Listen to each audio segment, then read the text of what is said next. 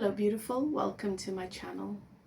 If your guides have led you here, if you have felt drawn to this video, then you are being guided, called forth, summoned towards experiencing the new earth, your new vessel, your new reality with a lot more ease, satisfaction, joy, and grace. It's not been easy. All of the rapid change that we've been experiencing on this planet, and especially where we are in our personal initiations, our personal transformations, and that is also taking place on a global scale because they're interconnected.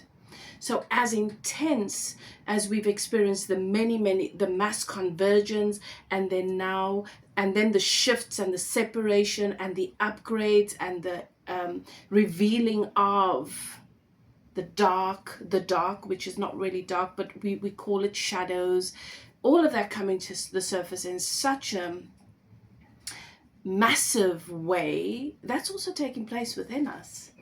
It must. It has to. We're interconnected. So it feels off. If you're here, it feels off. You have questions.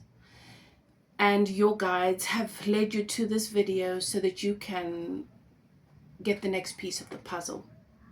All right. So I'm going to welcome you. And if you're new to the channel, I'm High Priestess Elif. I welcome you to evolve with me. Get comfortable, get your drink. I've got my water. We're going to take our time with this one today. No cards, no tarot cards. In this one, we're going to be talking about what it is that we're being guided to in this year, this number one year that we find ourselves in right now, and the year of the fire horse. What is it that where are we as a collective in our journey of evolution? And what is priority right now? That's what we're taking a look at. Returning subscribers, come and take a seat, get comfortable, get your water, as I said, or your tea, your coffee, whatever it is, your glass of wine, whatever it is that feels right for you. I'm going to start off with a case study. I'm going to tell you a story. I'm going to read you a story, in fact, and you will tell me. I want you to just get your journal out if that's what you need to do, and note how many of the points in the story you resonate with. All right? Okay, so I'm just going to read through it. Okay? And in fact, do me one better. Every time you resonate with the point, put it into the comment section. I'd really like that. At age 38, I was the woman who did everything. Everything. At 44, I'm the woman who can barely get through a Tuesday. Same job, same family, same life, different person inside. My doctor shrugged and said, stress. I spent 3 years believing her. 3 years and a version of myself that I don't recognize. It wasn't stress. Let me tell you what those 3 years looked like. At 39, I noticed I was tired. Not a busy week tired. Can't get off the couch on a Saturday tired. I started drinking an extra coffee, then a third. Figured it was temporary. At 40, the tiredness turned into something else. I couldn't focus at work past 2 p.m. I couldn't finish a conversation without losing my train of thought. Started canceling plans with friends because the idea of getting dressed and showing up felt like running a marathon. At 41, I finally went to my doctor, sat on that paper-covered table, and tried to explain that something was wrong, really wrong. Not need a vacation wrong.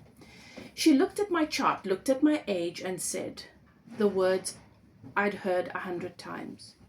You're a working mom in your 40s. You're stressed. It's completely normal.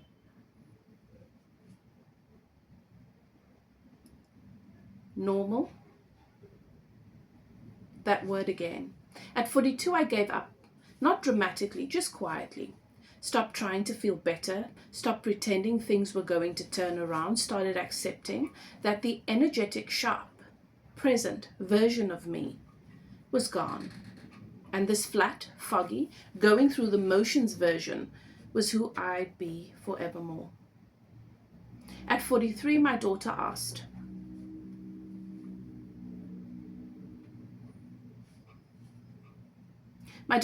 me to play with her one afternoon. I said, in a minute. The minute turned into never. She didn't ask again that day. That should have broken me open, but it didn't. I felt the guilt, registered it, filed it away, and kept staring at my phone. That numbness scared me more than the exhaustion. At 44, I was barely recognizable. Not physically. Inside, the woman who used to light up rooms now couldn't light up for her kids. The woman who had ideas and energy and presence now had nothing but a body going through the motions. I tried everything through those years. I tried waking up earlier, still exhausted by noon. I tried journaling, couldn't focus long enough to write a sentence. I tried cutting caffeine to fix my sleep, slept the same, felt worse. I tried yoga, went 3 times, cried during savasana and never went back. Yeah.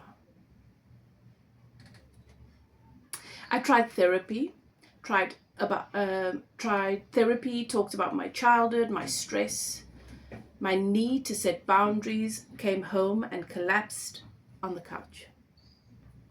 I tried supplements, B12, vitamin D, magnesium, ashwagandha, whatever the wellness influencers were selling. I tried self-care, baths, face masks, me time. Came out of the bath just as empty as I went in. Every Monday was a new plan. Every Friday I was face down on the couch by 7 p.m. Every month my patience got shorter and my ability to feel anything got smaller. My doctor's advice: maybe try a different therapist and make sure you're getting enough sleep. Thanks. Revolutionary. Never thought of that. I was sleeping 8 hours and waking up like I'd slept 2. I was doing everything the books and the podcasts and the doctors told me to do, and I was still sinking. I got tested for everything. Thyroid, normal. Iron, normal. Hormones, a little off, but normal for your age. Depression, screening. Subclinical, could try medication if you want. Everything was normal at your age. I was so sick of hearing that phrase. My husband said, I seem different. You're not yourself, he said. I told him I was fine. He stopped asking after a while, not because he stopped caring, because he got tired of hearing I'm fine from a woman who clearly wasn't. We became roommates, functional, polite, distant. Do you know what that does to a woman?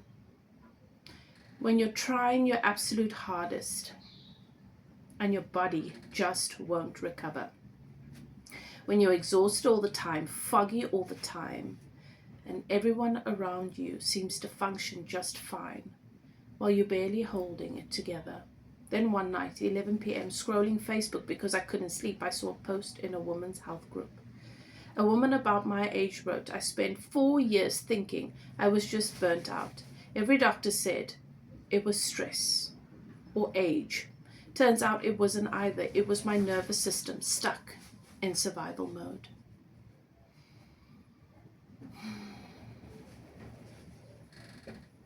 I almost scrolled past, but something made me stop. She explained that chronic stress, the kind we don't even recognize because it's just life, puts your nervous system in a permanent emergency state. Cortisol floods your body day and night, and in that state, your brain shuts down everything it considers non-essential. Focus gone, motivation gone, patience gone, joy gone, the ability to feel present in your own life gone. Because as far as your nervous system is concerned, it needs all the available resources just to keep you upright. Everything else gets sacrificed. It doesn't matter how much you sleep. It doesn't matter how many self-care routines you try. If your nervous system is stuck in survival mode, it will override everything to keep you running on fumes. She said the symptoms look exactly like regular burnout, exhaustion, brain fog, emotional flatness, snapping at people that you love. Sound familiar? Doctors see a woman over 40 and these symptoms, and they say stress or maybe depression without ever asking whether your body might be locked in a stage it can exit on its own. It can't exit on its own. Apologies. You can't reset your way out of a survival mode. You can't yoga your way out. You can't supplement your way out. You have to actually teach your nervous system to calm down. She mentioned something called Livin, an app that works with your nervous system and identifies the specific patterns keeping it stuck, and it helps it come back out of survival mode. I found the quiz on the site. It didn't ask about my schedule. It didn't ask about my diet. It asked about my nervous system, about feeling wired but dead, about pushing through every day until I collapsed, about the gap between how I looked on the outside and how hollow I felt on the inside. And I clicked yes to almost everything. Not because I was dramatic, but because I'd normalized all of it. This wasn't burnout to me. This was just Tuesday. I started that night. Figured I had nothing to lose. Everything else had failed. Week 1, nothing dramatic. Fell asleep a little faster. Woke up once during the night instead of 3 times. Week 2, the fog was thinner. Not gone, but thinner. Like someone had cracked a window in a room that had been sealed for years. I finished a project at work in one sitting. Hadn't done that in months. Week 3. My daughter asked me to play and I said yes. Not in a minute. I said yes. We sat on the floor for 40 minutes building Legos. I didn't check my phone once. This hadn't happened in longer than I want to admit. Week 4. I woke up on a Saturday and wanted to do something. Not had to. I wanted to. Called a friend I hadn't spoken to in months. We talked for an hour, laughed, a real laugh, not a mechanical one. I'd been performing at work, at dinner tables for years. Week 6, I slept through the night, 5 nights in a row. I'd forgotten what that felt like. I didn't know waking up could feel like anything other than dread. Week 8, my husband and I sat on the porch after the kids went to bed, talked for an hour about nothing, the way we used to. He looked at me and he said, "There you are." I almost lost it. It's been 4 months now. I'm not the woman I was at 38. I might never be exactly that version again. But I'm in the room. I'm present. I'm thinking clearly enough to do my job without white-knuckling through every hour. But here's what matters more than the productivity.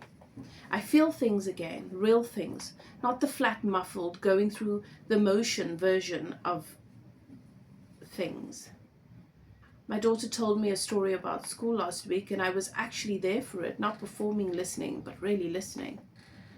I'm not running on cortisol anymore. My body isn't threatening every morning like an emergency. It's not in survival mode.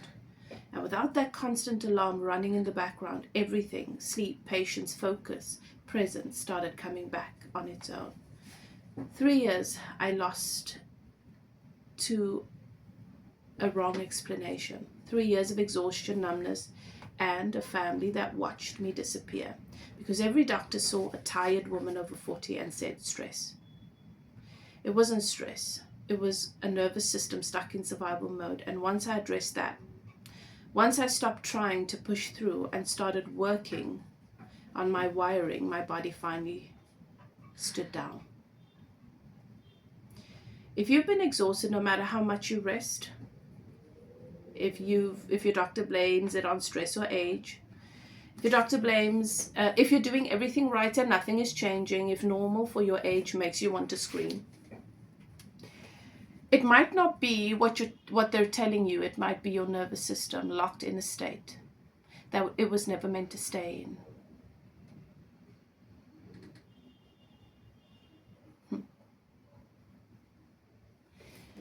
So, how much of the story resonates with you? Where are you in your life right now and on your journey? If you're sort of in my age group, you've lived through quite a bit on this planet already. We've seen massive, massive changes. There are many, many things that come up here as symptoms, right? As an indication of, you'll know right off the bat, does this sound like my story or not? It doesn't mean that the practices and the processes that worked for a while but do not work anymore are useless. It's just that you're in a different place. We're all in a different place. And there are a couple of reasons for this, beloved. First and foremost, we've gone through so many mass changes. For as long as humanity has been around, the Schumann resonance upon our planet, that's the frequency of our planet. And remember, we are affected. We are a part of this program. We are plugged into it, right? If you're playing a game and it runs at a particular frequency, you're plugged into it every day for a couple of hours a day. You cannot expect to be unaffected by it. Your system is changed and influenced by that frequency. So if the frequency, the Schumann resonance of our planet, and you can go and research this, don't just take everything that you hear at face value. There's a lot of information on the internet all over now. The Schumann resonance on our planet was a constant, stayed the same since we've been here until 2012. That is when it started to slowly climb and elevate. So it got more higher, higher, higher. Every year it started to, the pace at which the increase became larger and larger. Right? So it wasn't just 1% every year since 2012, right? Every year it was more. So the frequency of the planet has changed so significantly. That changes our entire, look, this is a processor. We're an antenna. We're our nervous system, our fascia, who we are as a being.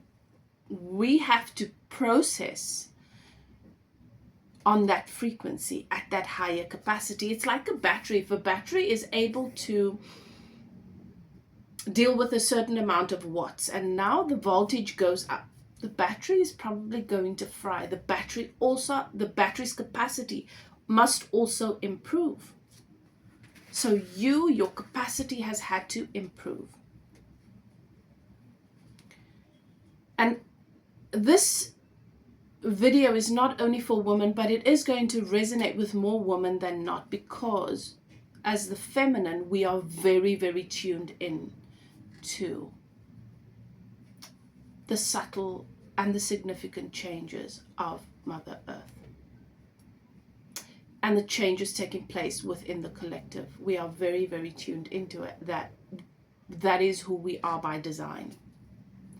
So when you consider things like your childhood, the many changes, and massive change is considered traumatic.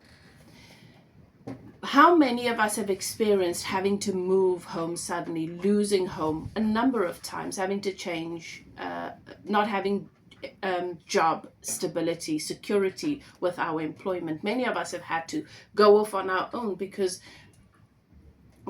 those of us who have come here with a mission to help in the elevation of this programming of the collective consciousness, we don't fit into the jobs that were created during an old timeline.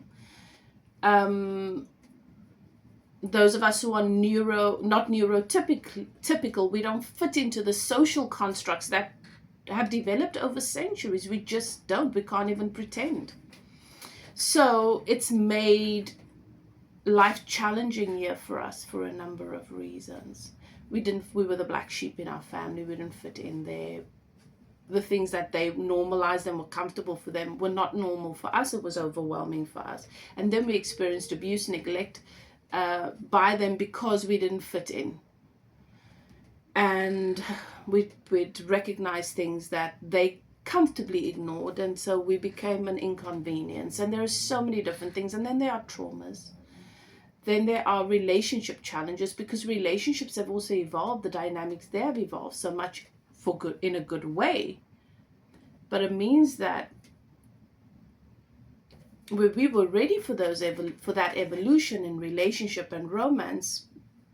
Many people were not, especially the masculine. They were still expecting things to run the way they always have. And there is the frequency of the planet elevating and increasing means our expectations, because our consciousness elevates, right? When our consciousness expands, when we reach higher levels of consciousness, we reach higher levels of maturity, we expect better, we expect more. So there are so many conversations that are very relevant to the times that we've experienced, that will go back to how the impact it's had on our technology. This year, your body, you will always hear me say that, is technology.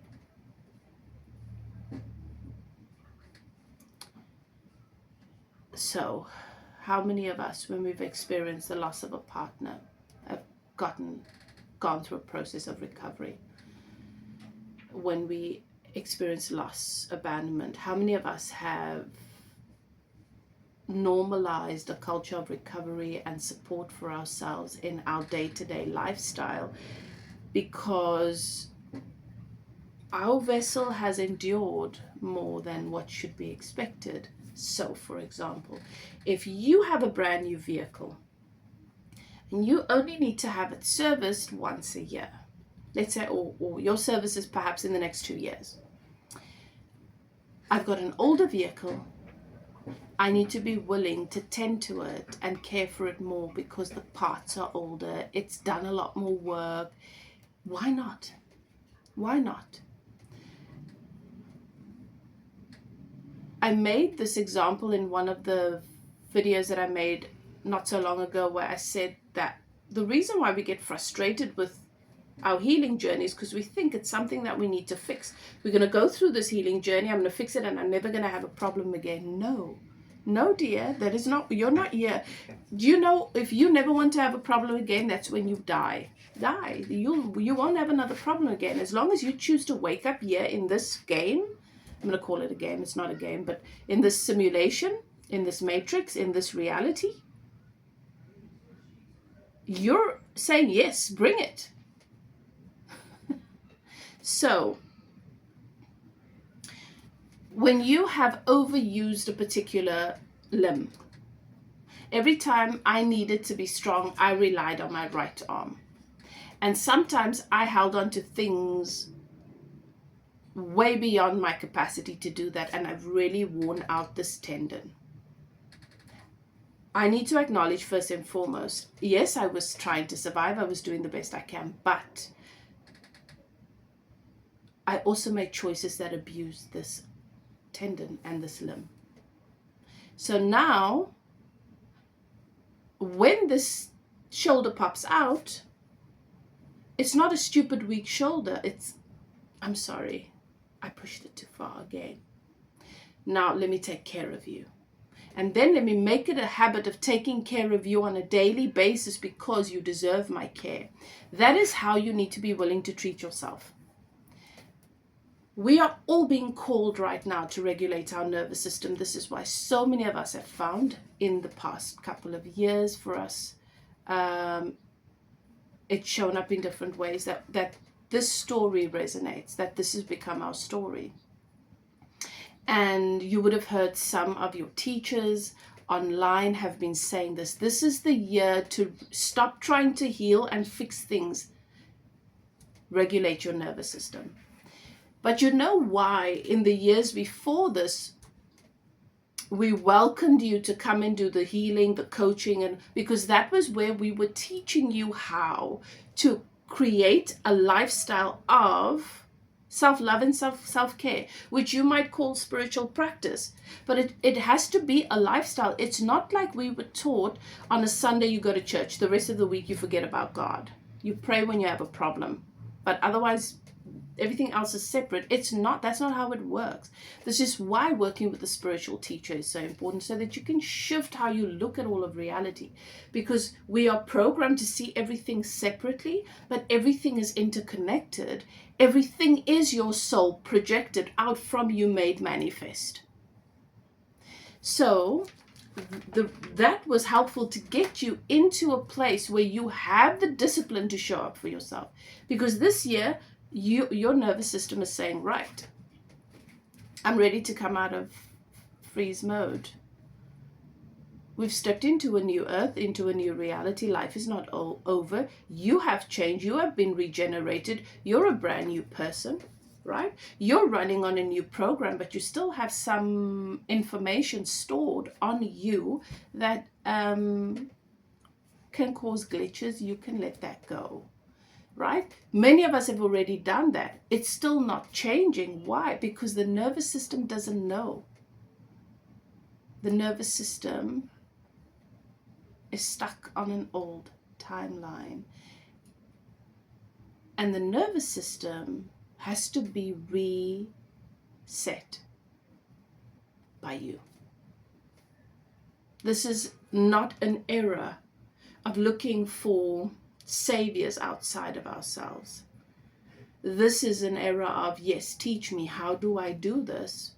But this is my work. That is what this is about. It's about empowerment, liberation, and for you to finally come to the point where you realize that you've always been enough, and that you are enough, and that the only relationship that truly ever mattered was the one between you and you.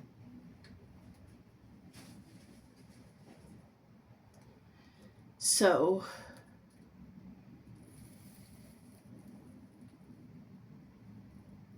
I know it can sometimes require being brave, but this is what you are being called to do, and it's really worth it.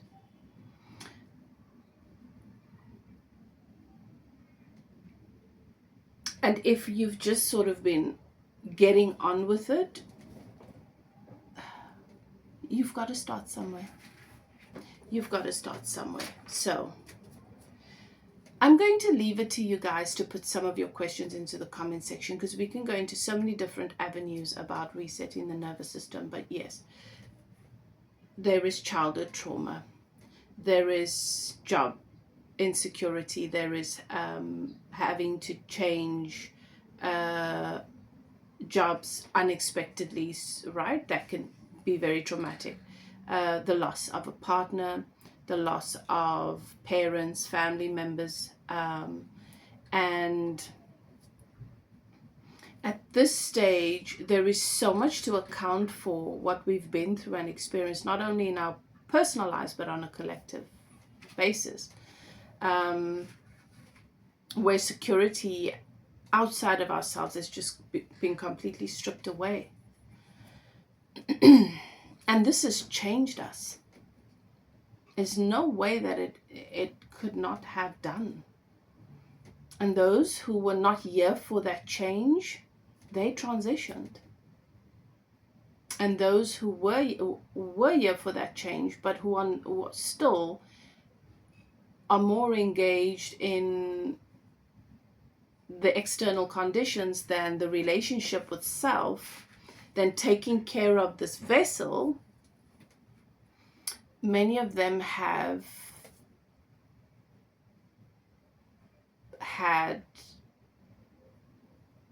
an artificial type of intelligence take over their vessel, which I've been talking about a little bit on some of my platforms. I'm not going to go into that here too much, but I'm telling you, our reality has changed in a massive way. You just need to pay attention. You can see it. You don't need me to convince you. Our nervous system thinks we're running on a particular, we're playing a particular game here. And if most of your life has been you running away from the villains, or you fighting off predators, or you, do you understand? That's how every part of your life plays out. Every dynamic you try and establish, is this a predator that I'm going to have to protect everybody from? You replay that story over and over. That narrative is embedded in your nervous system.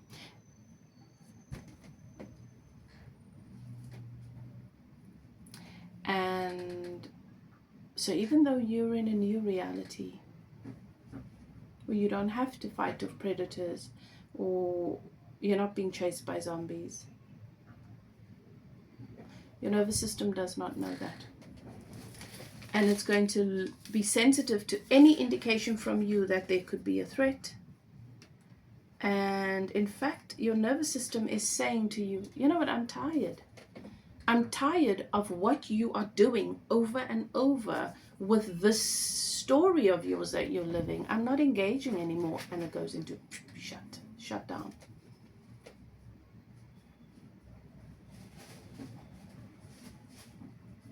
I give up. But you're still here because there's more.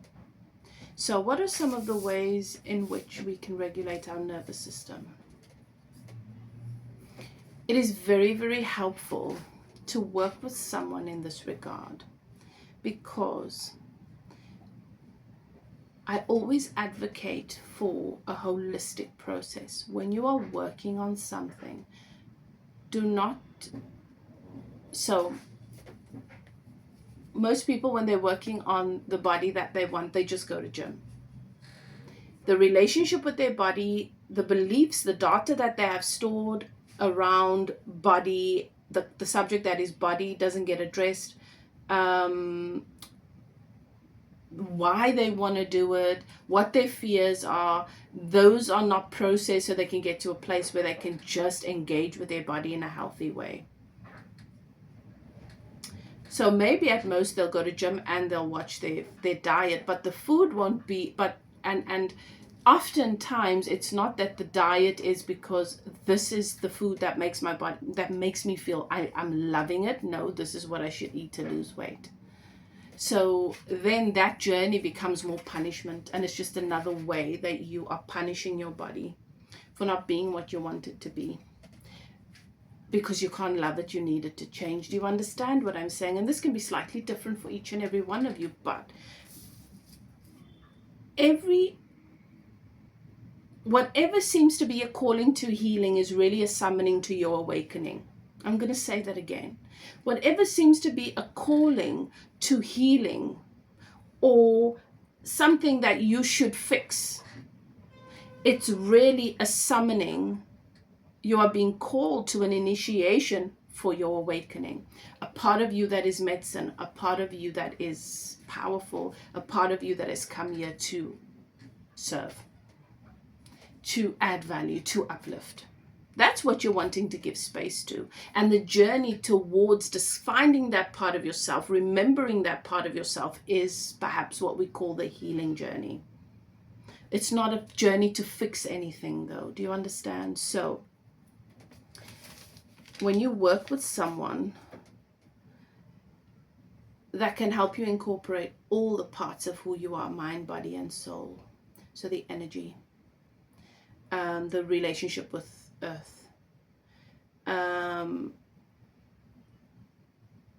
where your nervous system condition is rooted, the different areas where it is rooted, where it is frozen. Do you understand?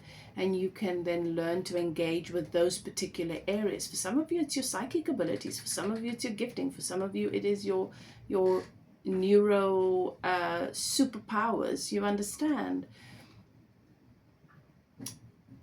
the relationship there, you want to allow that to be alchemized. You want to allow that to transform. You want to reclaim that relationship in a way that is good for you and your nervous system.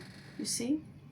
So, something to think about. But here are some of the things that we can do to regulate the nervous system. And try as many of them as you can, and then go with those that work for you. Breath work. Okay? So you can get a coach to teach you to do breath work, to take you through that process, to do it with you on a regular basis, and then you just practice it on your own as well in between. Grounding. What is grounding? Okay. Teaching you different methods for grounding. There are various ones, but one that I can give you now is, if you did one thing to ground, now you could go on a walk, it can be you whilst you're driving. Grounding is basically becoming very, very tuned into your environment. But the best way to ground is obviously to use Mother Nature. So going for a walk. If you're going for a walk at the beach or the forest, take your shoes off and then feel the ground beneath you. Like really be present with what it feels like. What you recognize about it. Or if you're walking through the forest, that you stop and you touch something. Anything that draws your attention, it could be a leaf, and you touch it. But you feel what it feels like between your fingers. And then you smell it. And you try and think, what does this remind me of? Another technique that I sometimes offer is when you're eating your meal, because that you've got to do every day, instead of scrolling your phone, is to really acknowledge the meal in front of you. Where did you get it from? Maybe you bought it at a shop. Maybe you got it at your favorite takeaway. Doesn't have to be all healthy, okay? We start where we are. Maybe it's your lunch break at work and it's your regular sandwich spot, and you just think, your first thing that comes to mind based on that meal is perhaps the server, whom you love, who always greets you with a smile, or who sometimes annoys you. And you think about the fact that they are there in that space between you and your meal to make sure that you get it. And the distance they might have traveled to get there. And the challenges they may be facing. But still they are there in this unique place just for you. And many others. But in that moment you'll be thinking about you. And you would not be able to control the sense of connection you feel to the person, but also the gratitude, the appreciation. And then you'll think about what you have in front of you and the ingredients and the process they went through to get to you. If it's a sandwich, the corn in the field, the people who worked in that field to facilitate the growth, who you will never meet, to have children, and they are mothers and fathers, and then the factory that then grinds, and then the grinding of the corn, and then it's, the entire process. Whilst you're eating, if you think about those, that's grounding. You make sure your feet are placed on the ground, but that is grounding. Most of us are lonely. Most of us feel empty because we are disconnected. And we don't think we're disconnected because up here we're connected to all the problems in the world and everything that's not going right. And these practices, we are constantly sharing them. But until you are willing to show up for yourself in the way that you have been hoping everybody else does, nothing's going to change. Another practice is vagus nerve regulation. Your vagus nerve regulation is another process that is very helpful. The butterfly hug is good. And then, so a butterfly hug is when you hug yourself like this and you tap. And you breathe, like you alternate your taps like that, okay? And then cold exposure. Those of you who like to do the cold plunges into the ocean or into water.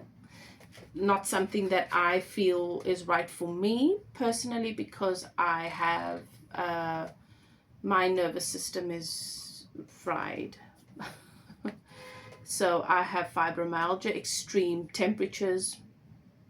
And it's more important to me to be kind to my body than to shock my body, because I do have complex PTSD. So shocking my body is not, my entire system says we do not abuse this. This has been through enough. But if it feels fun to you, then that's what's right for you. And this is another thing, beloved, is that we think that we must do things just because it works for everybody else. Learning how to listen to your body is an art that you've got to master. And that is listening to your guidance system.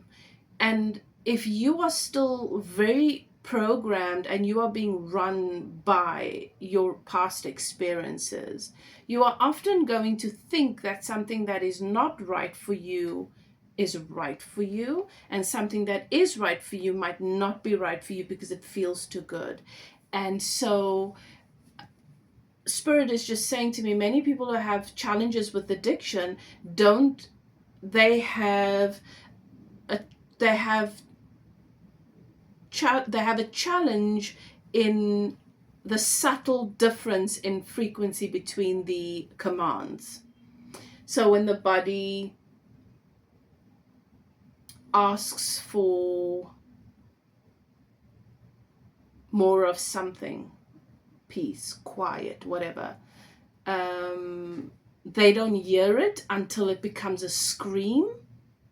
And then at that point, the body's not asking for peace and quiet anymore. Now the body is threatening to jump off a building. This is obviously an analogy. Now they need something quick. Whereas if you learn, and you know what the interesting thing is, and I think this is associated with my autism, but it could be a number of things. You know, we try and identify things so we can have a better understanding of ourselves. But remember, nothing is set in stone. Everything is a spectrum, and symptoms can overlap. But they're all symptomatic of something on an energetic level, and it's always your body communicating something very valuable with you. But I realized that for a really long time, my pain threshold, my threshold for discomfort was too high, because I could overlook a need of my own. And that's because I've had to be in survival. So when I was in a place where I could now take care of myself, because I wasn't so busy surviving all the time, even as a child, I didn't know how to do simple things like sit with, what is this happening here? If I don't know what it is, I'm moving on and focusing on other things. And I'm just managing it if it's uncomfortable. And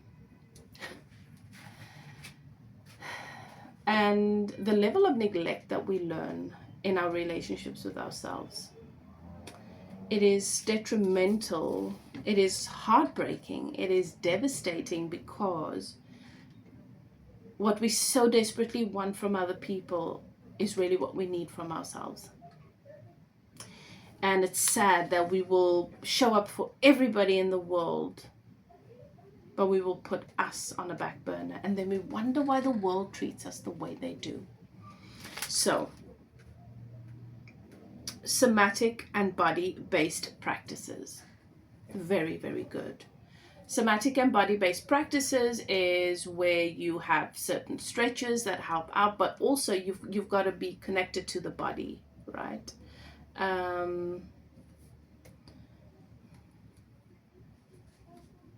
So, for example, you can do a gradual muscle relaxation. When you breathe, you can do a breathing process where you take a nice slow deep breath in, hold it for a little bit, and release. And then whilst you're doing that, you focus on the different parts of your bodies from toe to head, and you clench your toes and your feet. You tense the muscles there, whatever you can, and with your exhale you release. And then you can do your ankles as well, and you can just imagine it tensing, and your calves, and then you do your thighs, and then you do your hips, and then you do the hips and the buttocks, and then you do your lower back, and then you do your lower back and maybe your lower belly, your abdomen. Same thing. You breathe in, you tense as tight as you can, and then with your out breath you totally release. So that's a somatic body-based practice that could be really, really helpful. And you can do that anywhere when you're feeling a little bit overwhelmed. In fact, when you're starting this, don't wait until you're feeling overwhelmed. Tell yourself, I'm doing this particular practice this week 3 times a day. I'm going to find my 3 times a day and I'm going to do it. That is what I would recommend, because like I said, your threshold is so high. You are not even hearing the subtle communications from your body saying this doesn't feel good, because you've gotten so used to ignoring listening to your body in many cases. Movement. Okay, so like I said, the movement, the stretches, putting on music and moving the hips, moving the body, that's also good. And whilst you're doing it, being present in your body and thanking every part of your body that's moving and listening to it. Not your head being with the conversation that you had with your boyfriend yesterday that you didn't like. Don't waste your time. Okay? Or that problem that those people were telling you about, and now you think about what they should do and shouldn't do. No, mind your own business. If you're going to do this, you need to master the art of being present, and it's not going to be easy initially, but it's important that you know you got to engage with your body, mind, body, and soul. You've got to be here with your body 100%, the way you would be with that lover that has decided that yes, they choose you. You're not thinking about anybody else whilst they're kissing you and that is the kind of presence you need to have with yourself, where it's just you and nobody else matters in those moments. Okay, and then nature. Your favorite place in nature, spend time there too. And whilst you're there, think about everything you appreciate. Be present with nature. Touch the leaves, touch the trees, smell the aromas, listen to the sounds, try and identify what you're hearing. That is the kind of practice. It's got to be a mind and a body connection. So I think that this has given you quite a bit to think about, and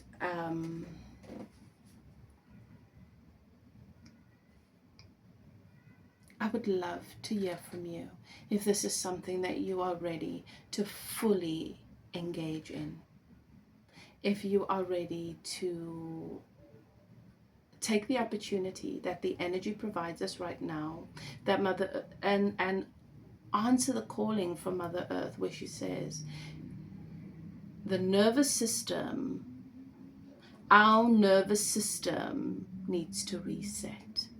When our nervous system resets, it creates a change in the nervous system of Mother Earth and vice versa. She's resetting, so she's forcing us to reset and vice versa. All right. So I'd love to hear from you if that is something, if you're ready to do that kind of work and you would like to have someone that can guide you through it and hold you accountable. You are welcome to contact me. My contact details are in the description box below. Perhaps you just want to learn a few techniques that might work for you, and then you practice it on your own. I think it's very important, a message that I keep getting from sources, that the reason why so many of us came to this planet at this time as teachers is because the disease that we are seeing on the planet right now is because so many of us were neglected. So many of us have lost the practices of facilitating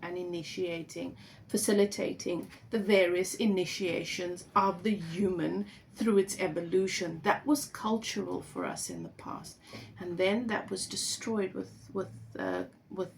colonialism and all of the the mess that has been created on the planet over the last while. And so many of us have come back now so that we can hold space for you through your initiations and your facilitations. It is important in healing the inner child It is important in allowing rapid change, is allowing ourselves to be supported and honoring what should be honored on this planet, not consuming more things, not buying love, not buying approval, but actually investing in ourselves and back into what matters for us as a culture moving forward. If it doesn't matter to you, I don't think you'd be here. But this new movement where we are reclaiming our ancient practices, where we are rebuilding and building a matriarchy, honoring the teachers, the medicine people and the keepers, and the ways that the fact that they've come here for us, and what they represent within us, because we do represent something within you, is part of moving things into that better place, into that righter place. It's part of the foundation for the matriarchy. All right, so I've given you a lot to think about today, and I hope you've learned something here. All of the things that I've recommended, you can find YouTube videos, you can find creators on TikTok, these incredible people supporting us right now. If we are by the means, we must donate or support their work in some way, because whenever we invest in, even if it's just energy, even if all we can do is support by sharing, it's still good enough, because whatever we invest in, whatever we energy towards, whatever we give energy to, amplifies. So thank you for all of your love and support on my channel.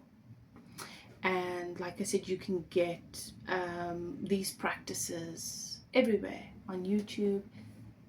What is the point that we put out so much free content and you guys just keep consuming content, but you do not engage with what you've learned and allow it to become wisdom in your body, because you don't want to show up, you're just using that as an excuse for another distraction from you. Stop it. You are not it. You are just making your life more uncomfortable than it needs to be. Stop doing to yourself what everybody else has been doing to you for so long. Love and light. I look forward to hearing from you in the comment section. I hope that you enjoyed this. Take good care of yourself, and whatever you do, do what is best for you. Bye now.